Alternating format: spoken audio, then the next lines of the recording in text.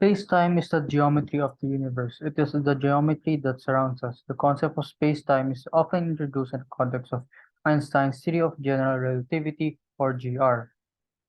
In GR, we impose or introduce a separate mathematical object on our spacetime called the Levi-Civita connection. The LC connection imposes the condition that torsion T and non-metricity Q must vanish.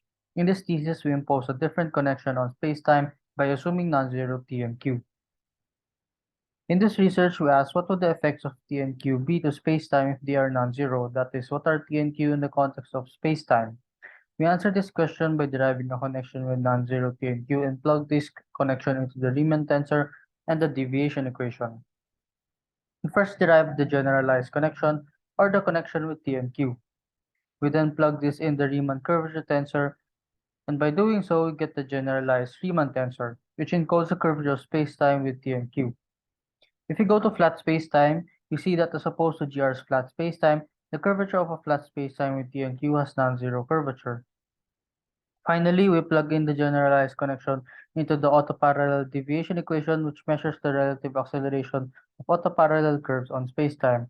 Additionally, we go to weakly curved spacetime, from which we see that from the time component of our autoparallel deviation equation, autoparallel curves will experience relative time delays due to T and Q, whereas in GR they will experience none. From the spatial component, we see that the relative acceleration is now a sum of the curvature of spacetime and T and Q terms.